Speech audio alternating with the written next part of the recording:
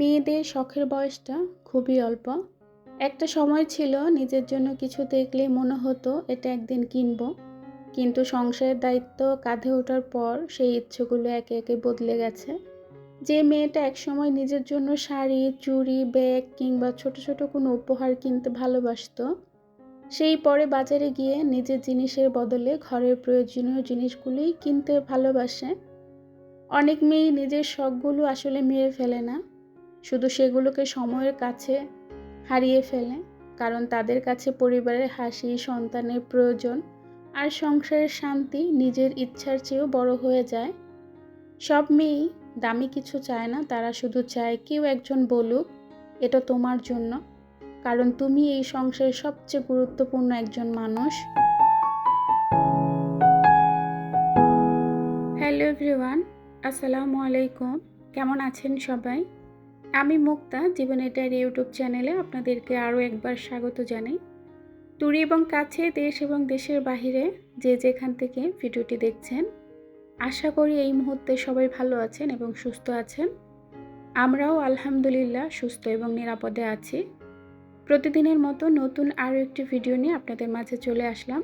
আমার আজকের ভিডিওটি আপনাদের কাছে কেমন লেগেছে পুরো ভিডিও দেখে অবশ্যই কমেন্টসে বলে যাবেন। আজকের ভিডিওতে দেখানো কোনো কাজ, কোনো কথা যদি আপনাদের কাছে খারাপ লাগে, আশা করব আমাকে সবাই ক্ষমা করবেন।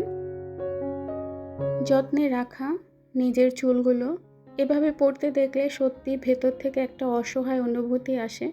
মনে হয় নিজের যত্নে রাখা জিনিসটা যেন ধীরে ধীরে হারিয়ে যাচ্ছে। আয়নার সামনে দাঁড়িয়ে আগের মতো চুল না দেখে অনেক মন খারাপ হয়। এত এত চুল পড়ছে ইদানিং। সবটা চুল আমি কিন্তু ফেলে দেই না, এভাবে জমা করে রাখি। আর যখন এই চুলগুলো চোখে পড়ে দেখি খুব বেশি খারাপ লাগে। মন থেকে, ভেতর থেকে একটা কান্না চলে আসে। বিয়ের আগে আয়নায় যখন নিজেকে দেখতাম কত ভালো লাগতো। ঘন কালো চুল, মুখে অন্যরকম একটা উজ্জ্বলতা, নিজের জন্য একটু সময়, সব কিছু যেন ছিল খুব সহজ। তারপর একদিন বিয়ে হলো, নতুন সংসার হলো, নতুন দায়িত্ব, নতুন মানুষ। ধীরে ধীরে নিজের যত্ন নেওয়ার সময়টাই যেন কোথায় হারিয়ে যেতে লাগলো। একটা সময় যে চুল ছিল গর্বের, এখন সেই চুলই মুঠো মুঠো ঝরে পড়ে। রাত জাগা, দুশ্চিন্তা, সংসারের কাজ আর সবার কথা ভাবতে ভাবতে নিজের শরীর আর মন দুটোই ক্লান্ত হয়ে যায়। আয়নায় তাকালে মাঝে মাঝে মনে হয় আগের সেই আমিটা যেন কোথায় হারিয়ে গেছে। তাই প্রতিটি নারীর জন্য একটি কথা, নিজের যত্ন নেওয়া কোনো বিলাসিতা না, এটি প্রয়োজন। কারণ আপনি ভালো থাকলে তবেই আপনার পরিবার ভালো থাকবে। বিয়ের পর বদলে যাওয়া মানেই সৌন্দর্য হারিয়ে ফেলা না, জীবনের প্রতিটি পরিবর্তনের পেছনে থাকে ত্যাগ, দায়িত্ব আর নিঃস্বার্থ ভালোবাসার অসংখ্য গল্প। সোয়ানাকে নিয়ে একটু মার্কেটে গিয়েছিলাম। ওর একটা বোরখা, তারপর একজোড়া জুতার খুবই প্রয়োজন ছিল। যেহেতু প্রতিদিন কোচিংয়ে যায়, স্কুলে যায়, তো জুতা, বোরখা এগুলো দ্রুত নষ্ট হয়ে যায়। তাই মার্কেটে গিয়েছিলাম সবসময় ব্যবহার করার জন্য একটা বোরখা আর একজোড়া জুতা আনার জন্য। যদিও বোরখাটা সোহানা পছন্দ করে নাই, একদমই আনতে চায় নাই, তবে আমি ওর জন্য নিয়ে এসেছি। আমার কাছে খুবই ভালো লাগছে। যেহেতু রেগুলার ব্যবহারের জন্য, তো রেগুলার ব্যবহার করার যে জিনিসটা সেটা কিন্তু একটু কমফোর্টেবল হতে হয়। সোহানাকে যখন কোনো কিছু কিনে দেই, সেটা আমি আমার পছন্দে কিনে দেই। ও যেহেতু বেশি একটা মার্কেটে যায় না, আমি যেহেতু ওকে মার্কেটে নিয়ে যাই না, তাই দেখা যায় কি হয়তো বা ওর সেভাবে অভিজ্ঞতা হয় নাই। তাই আমি আমার পছন্দেই ওর জন্য কেনাকাটা করি। তবে ওরও পছন্দের গুরুত্ব দেই, সেটা হচ্ছে ঈদে। প্রত্যেক 2 ঈদে ওর জন্য, মানে ওর পছন্দের গুরুত্ব থাকে, ওকে মার্কেটে নিয়ে যাই, ওর পছন্দ মতো ড্রেস কিনে, জুতা কিনে, যা কেনার কিনে। তবে এর বাইরে যা কেনা হয় সব কিছু আমি আমার পছন্দে কিনে দিই। আমরা মধ্যবিত্ত, আমরা একটা জিনিস কেনার আগে ভাবি যে এই জিনিসটা কতদিন টেকসই হবে বা কতদিন ব্যবহার করা যাবে, জিনিসটা কাপড় কেমন, ভালো কিনা। আমরা তো এখন কিনে 2 দিন পরে ফেলে দিব সেরকম চিন্তাভাবনা নিয়ে একটা জিনিস কিনি না। আমরা একটা টাকা খরচ করার আগে 10 বার ভাবি। আমি একজন মা হিসেবে আমার সামর্থ্য অনুযায়ী সবসময় চেষ্টা করি আমার বাচ্চাদেরকে খুশি রাখার, ওদের পছন্দের গুরুত্ব দেওয়ার। হয়তোবা সবসময় সেইভাবে দেওয়া সম্ভব হয় না। আসলে মেয়েদের শখের বয়সটা খুবই অল্প। শখের বয়সে টাকা থাকে না, আর টাকার বয়সে শখ থাকে না, আর সময়ের বয়সে শখটাই হারিয়ে যায়। একটা সময় কত ইচ্ছে ছিল সুন্দর একটা শাড়ি কিনবো, নিজের পছন্দের চুড়ি কিনবো, চুলটা সুন্দর করে সাজাবো, কোথাও ঘুরতে যাব। কিন্তু তখন হাতে টাকা ছিল না, শুধু অনেক অনেক স্বপ্ন ছিল। আজ হাতে কিছু টাকা আছে ঠিকই, কিন্তু নিজের জন্য খরচ করতে গেলেই মনে হয় না, এই টাকাটা সংসারের জন্য কাজে লাগাবো, সন্তানের জন্য কিছু কিনবো বা ঘরের জন্য কিছু কিনবো। নিজের শখটা আবারও পড়ে থাকে। এইগুলো ভাবতে ভাবতে তারপর একদিন খেয়াল করলাম সময় যেন আর নেই। সকাল থেকে রাত পর্যন্ত সংসার, রান্না, দায়িত্ব সব কিছুর মাঝে নিজের নামটাই যেন কোথায় হারিয়ে গেছে।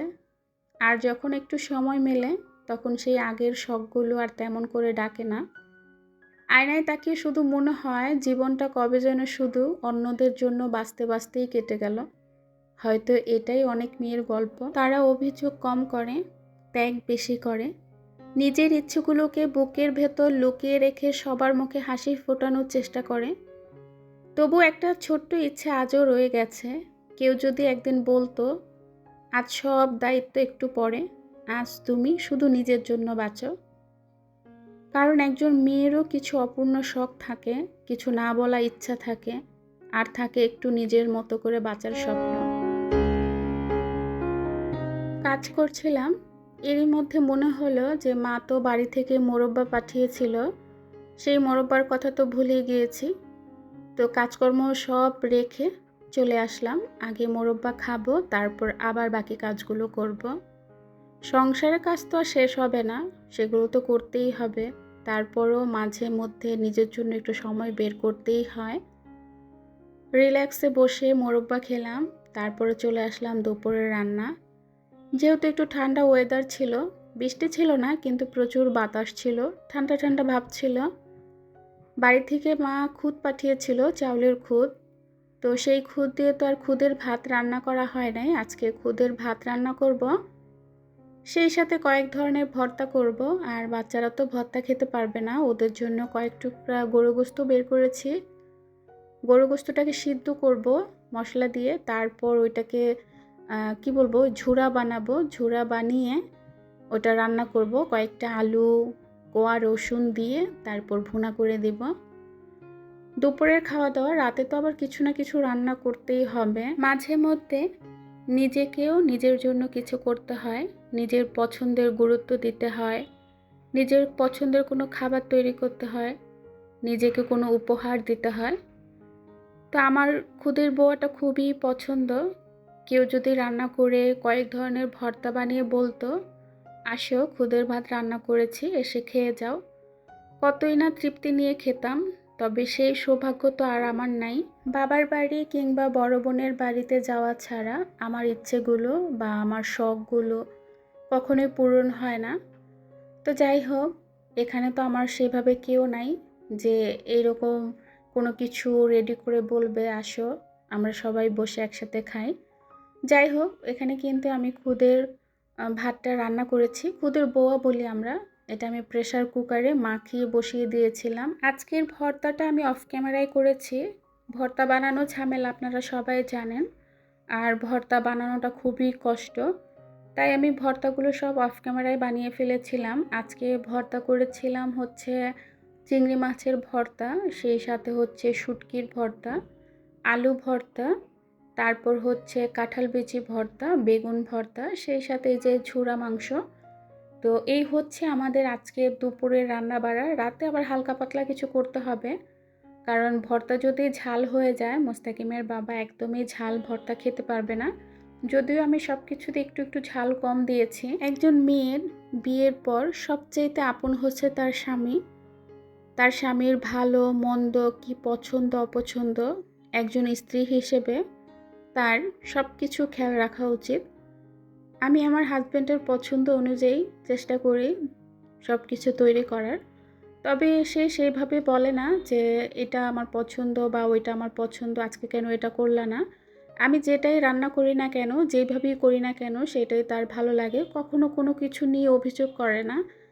তো যাই হোক, ভর্তা কিন্তু করে ফেলেছিলাম, আগেই বলেছি। দুই জায়গায় কখনো স্বামীকে একা ছেড়ে দেবেন না। একটা হলো দূর সময়ে, আরেকটা হলো সিদ্ধান্ত নেয়ার কঠিন মুহূর্তে। সংসার শুধু সুখের দিনে একসঙ্গে থাকার নাম না, সত্যিকারের সম্পর্ক পরিচয় তখন মেলে যখন কঠিন সময়গুলোতে পড়ে। যখন স্বামী কোনো দুশ্চিন্তায় থাকে, ব্যবসা বা চাকরিতে সমস্যায় পড়ে, কিংবা মানসিকভাবে ভেঙে পড়ে, ঠিক তখন তার সবচেয়ে বেশি প্রয়োজন হয় একজন বিশ্বাসের মানুষের।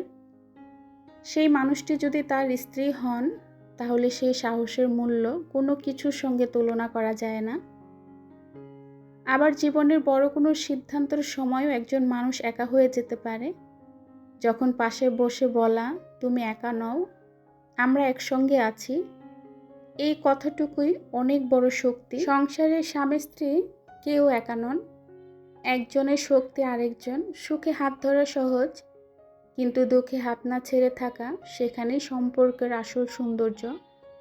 ভালোবাসা শুধু ভালোবাসি বলার মধ্যে নয়, ভালোবাসা হলো কঠিন সময়েও একে অপরের পাশে অবিচল হয়ে দাঁড়িয়ে থাকা। আমি একজন স্ত্রী হিসেবে বলতে পারি এবং একটা কথাই বিশ্বাস করি, দুই জায়গায় কখনো আমার স্বামীকে একা ছেড়ে দিব না। প্রথমত, তার যখন খারাপ সময় চলবে, কারণ ভালো সময় তো সবাই পাশে থাকে, কিন্তু দুঃসময়ে যে হাতটা শক্ত করে ধরে রাখে, সেই হাতটাই আসল আপনজনের।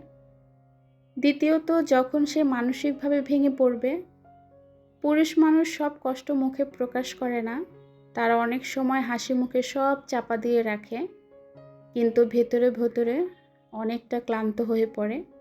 সেটা শুধু কাছের মানুষটাই বুঝতে পারে।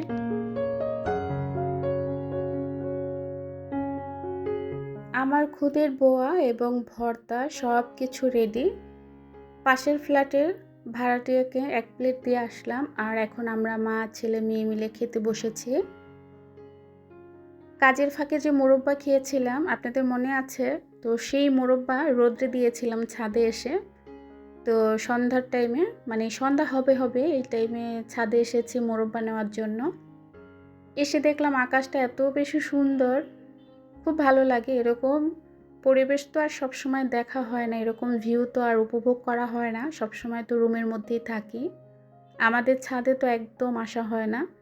আসলে ছাদের চাবি বাড়িয়ালি দিতে চায় না, তো চাবিটা যেহেতু একটু কাজে এনেছিলাম, তো সেই জন্য চাবিটা দেওয়া হয় নাই, আমার কাছেই আছে। তো যখন ইচ্ছে তখন ছাদে যেতে পারি, প্রয়োজন মেটাতে পারি, কারণ অনেক কিছু শুকাতে দিতে হয়। বিশ্বাস করেন, মাঝে মধ্যে এভাবে একটু ছাদে আসতে পারলে অনেক বেশি ভালো লাগে। বাচ্চারাও তো সারাদিন বাসায় বন্দি থাকে, আমিও তো সারাদিন কাজকর্মে ব্যস্ত থাকি, কোথাও যাওয়া হয় না। এরকম শেষ বিকালে একটু যদি ছাদে আসতে পারি, এই পরিবেশ, এই ভিউ দেখলে মনটা অনেক বেশি হালকা হয়ে যায়, মাথাটা শান্ত হয়ে যায়। কারণ মাথার মধ্যে এত বেশি প্যারা থাকে, এত দুশ্চিন্তা বসবাস করে, তো একটা নিমিষে দেখা যায় কি একটু শান্তি পাই। তা আমরা একদম টপ ফ্লোরে উঠেছি, টপ ফ্লোরের ছাদে। তো এখানে মোস্তাকিম খুব ভয় পাচ্ছিল, খুব ভয়ে ভয়ে উঠেছে।